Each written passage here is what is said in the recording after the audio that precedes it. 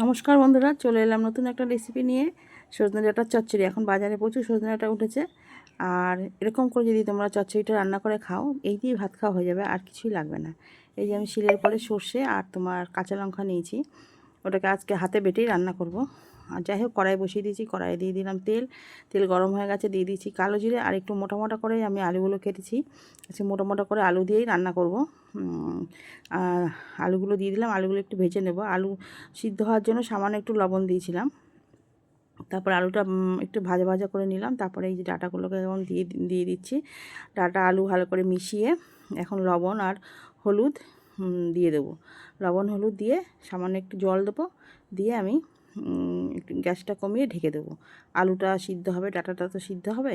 আর এরকম চচ্চড়ি, এই এখন সজনে ডাঁটা যেরকম মানে বাজারে পাওয়া যাচ্ছে, এরকম চচ্চড়ি না খেলে কিন্তু মন শান্তি হবে না। আর এই এক চচ্চড়ি দিয়ে তোমরা ভাত খেতে পারবে। আর আমরা সত্যিই তাই, কালকে এত সুন্দর চচ্চড়িটা হয়েছিল, চচ্চড়িটা দিয়ে আমি ভাত খেয়ে নিয়েছি। যাই হোক, এখন ঢেকে দিলাম। খাওয়ার পরে ভিডিওটা আমি ভয়েস দিচ্ছি, সেই জন্যই বলতে পারছি তোমাদেরকে। দেখো, এখন আলু ডাঁটা সিদ্ধ হয়ে গেছে।